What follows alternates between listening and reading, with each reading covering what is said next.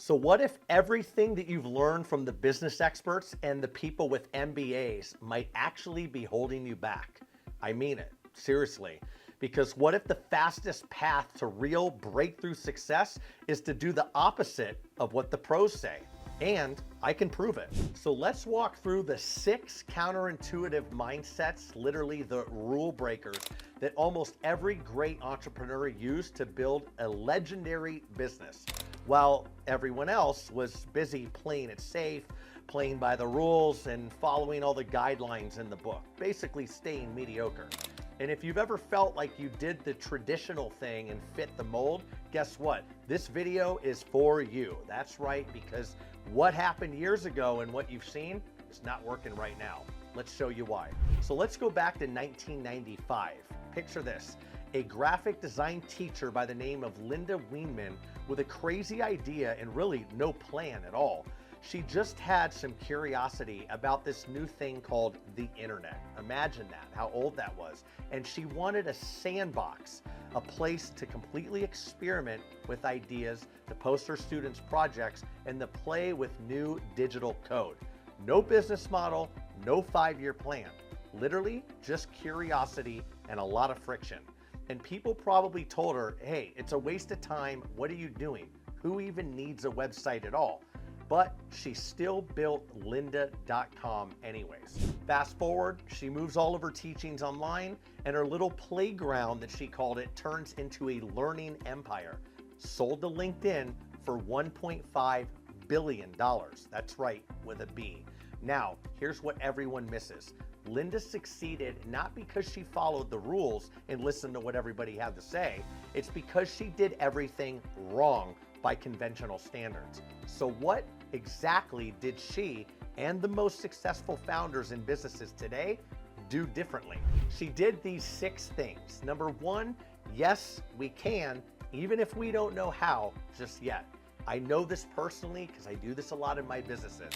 And you've been told, stick to what you know, focus on your core, all of these mediocre statements that keep you suppressed. But the best entrepreneurs, they actually say yes first and then figure it out later. Look at Arnold Correa, right, in Brazil. Event business. The client asked for a wild and possible upgrade, broadcasting to 260 stores across Brazil with a satellite uplinks he's never even touched. Had no idea what was going on here. But instead of saying, we don't do that, we only do this, he says, yes, we can actually do that, not even knowing how to get it done. But guess what? He reinvents his business 4 times by saying yes, gets the things done, and then things happen, even when he's clueless at first. Friction, of course, massive friction. High stakes, you'd have to be kidding me if they weren't. He could have failed, but he didn't. The lesson here is the winners expand their comfort zone on command. Number 2, problem first, not product first. The products solve the problem, but you need to know the problem first. That's why you need to focus on it first. Big companies, they obsess over features and product updates. Why?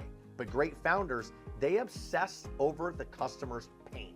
That's right. For instance, Jonathan Thorne didn't just wake up one day and invent new forceps. He saw surgeons struggling because their tools were sticking to tissue.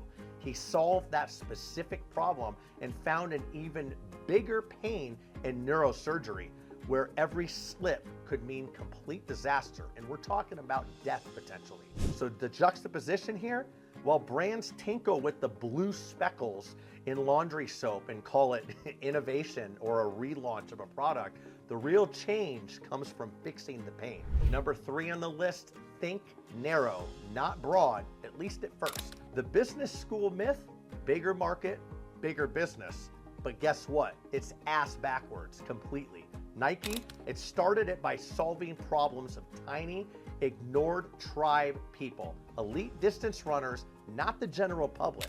If they went the other way, they probably wouldn't be who they are today. Only when they won over the hard-to-please niche that they did, they expanded, and then they took over the world by broadening the reach.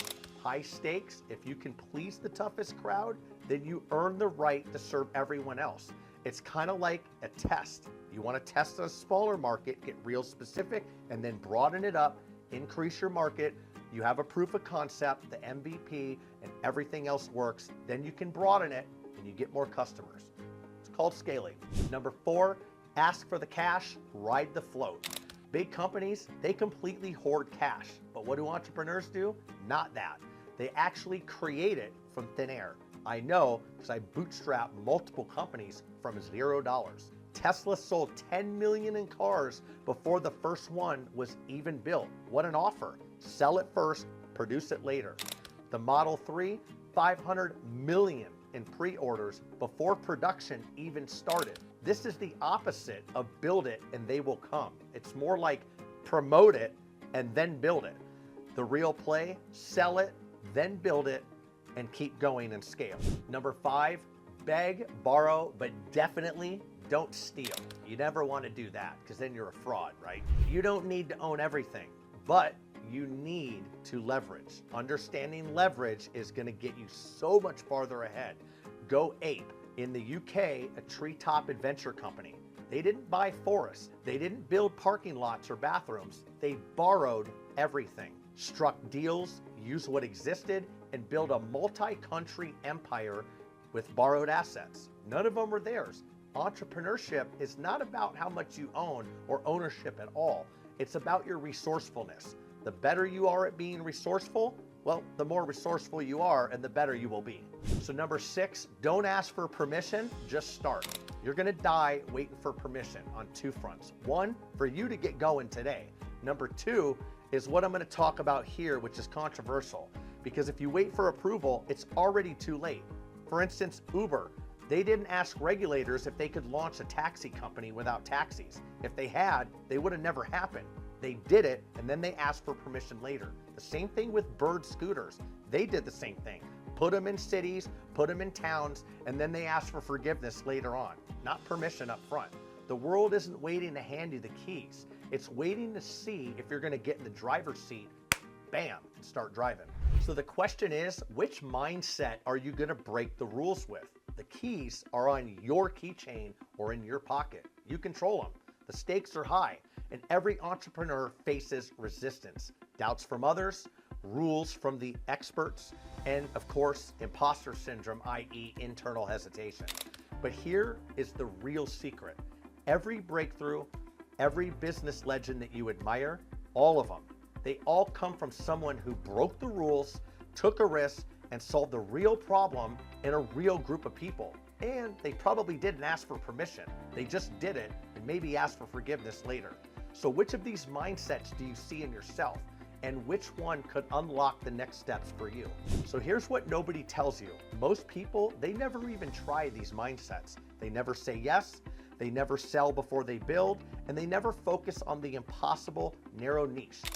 That's why so few succeed. They try to go broad and make sure they cover everything. Guess what?